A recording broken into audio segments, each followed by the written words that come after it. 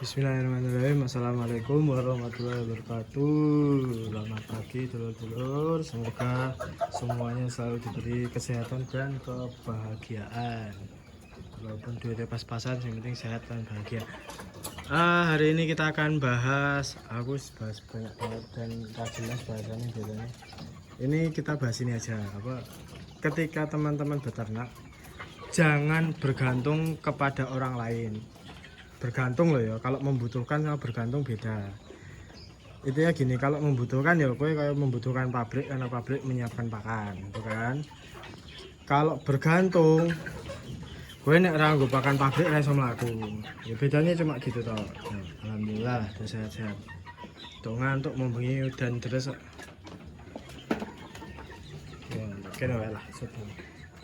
Jadi maksudnya tidak bergantung dengan orang lain gini, kayak kesalahan yang saya buat adalah saya memesan DOC dan dijanjikan akan diambil sama orang yang sama, karena sistemnya menurut saya enak dan gampang, ya wis tak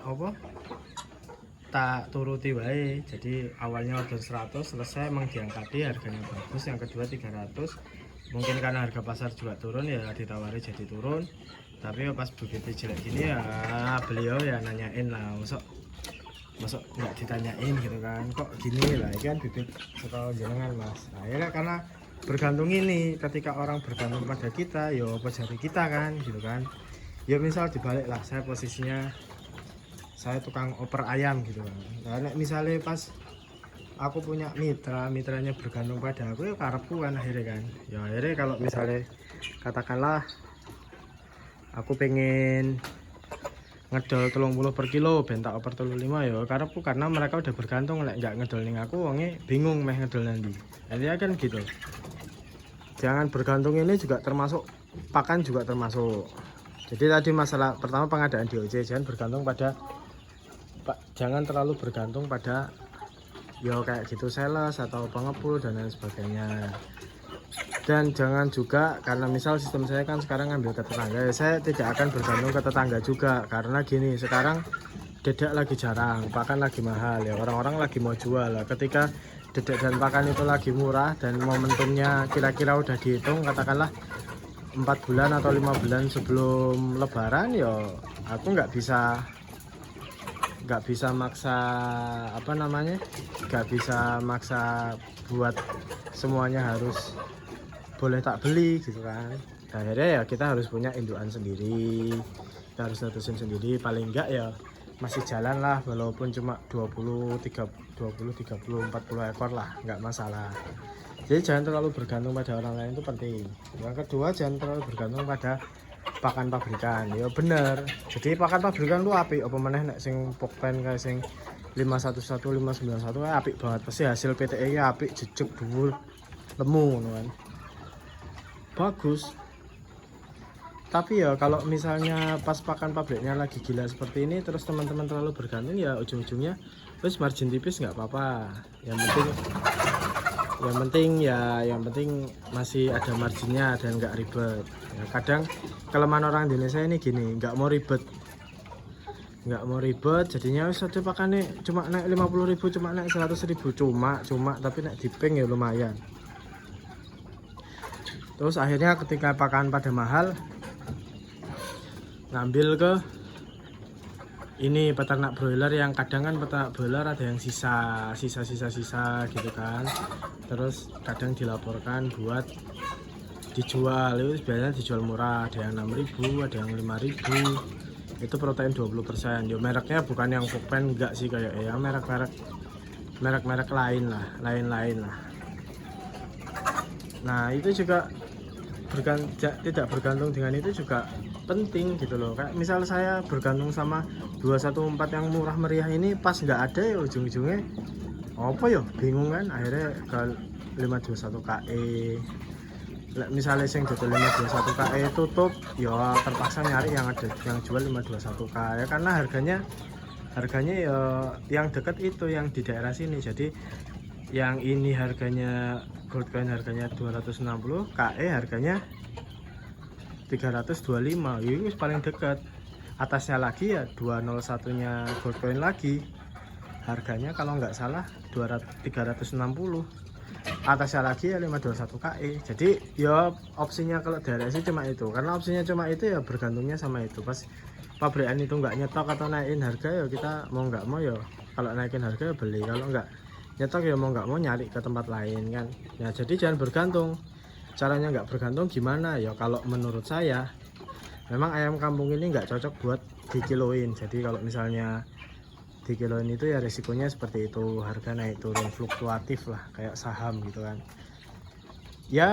Kalau menurut saya ya paling bagusnya ya dipur pas awal aja, sebulan pertama paling nggak per ekornya habis 5 on gitu kan, setengah kilo per ekornya. Habis itu ya wis mulai dibiasakan campur dulu, jangan langsung jeglek langsung entek, pokoknya campur dulu, katakanlah 1:1 sama dedek, terus dikurangi lagi 1:2, dedeknya 2 ini 1, lama-lama ya full dedek apa gitu kan caranya. Nanti kalau udah bisa full dedek sama jagung lah katakanlah ya baru ayamnya aman. Dedek sama jagung gampang nyarinya, maksudnya itu dedek ya 3 bulan sekali pasti penuh teman-teman. Kalau mau nyetok terus difermentasi yang banyak sekalian di kan katakanlah biasanya ini kan panen kurang lebih bulan Maret itu full Maret sampai awal April mungkin dedek melimpah gitu kan. Nanti mulai bulan Mei baru jarang, Mei Juni jarang, tapi kan tandur tuh bulan April pasti pas habis panen tandur lagi, April Mei Juni Juli ada lagi, paling enggak mulai jarang bulan Mei bulan Juli nanti ada lagi teman-teman, santai aja. Jadi dedek itu aman lah kalau dedek. Kalau jagung malah kadang ketiga ya ono jagung, tapi kan harganya ya fluktuatif juga, kadang naik kadang turun gitu ya. Pakan juga teman-teman ya di apa namanya, di pakannya juga diketahui lah, maksudnya dipahami bahwa ya komponen utamanya itu ya protein sama energi metabolisme. Protein ini ya buat pertumbuhan lah katakanlah, buat pertumbuhan. Jadi besar kecilnya ayam tuh tergantung protein. Kalau kuat enggaknya ya kalsium gitu kan, maksudnya kuat apa enggak tulangnya kokoh apa enggak itu kalsium. Nah kalau jagung ini fungsinya energi metabolisme ya, katakanlah ini sego nih. Jadi misalnya katakanlah proteinnya kurang tapi jagungnya cukup ya ayam tetap hidup, maksudnya tetap kuat gitu kan. Tapi beda ceritanya kalau teman-teman proteinnya cukup, energi metabolismenya kurang, jadinya ya ayamnya makannya banyak banget tapi sini protein tok dan mencret akhirnya gitu kan. Dan mencret nggak keserap semua ya eman-eman teman-teman, rugi, nggak efisien penyerapannya. Energi metabolisme itu banyak. Kalau menurut saya semua gula-gulaan itu ada energi metabolismenya ya, termasuk molase itu apa, tetes tebu itu kan juga sebenarnya salah satu dari beberapa senyawa gula ya. Ada molase, laktosa, fruktosa yang ada apa, laktosa itu ada di susu kalau nggak salah, glukosa yang ada di ini. Terus juga dedek juga teman-teman jangan menyepelekan ya, kadang di dedek itu ada menir teman-teman. Menir ini fungsinya bagus banget buat energi metabolismenya ayam-ayam ini. Jadi di situ ya sama kayak manusia, kalau ada nasi lebih kuat. Kalau manusia kalau cuma makan telur ya bisa, itu bisa, cuma kan energi metabolismenya kurang, karena energi metabolismenya ya ada di ya karbo-karboan lah, gula-gulaan. Itu juga teman-teman harus perhatikan juga. Jadi kalau misalnya sebenarnya ayam tuh dedek sama jagung tuh wis aman lah, aman-amannya wis paling aman lah ayam kampung itu segitu. Kalau broiler aku nggak tahu ya, apalagi difermentasi ya sak boleh aman.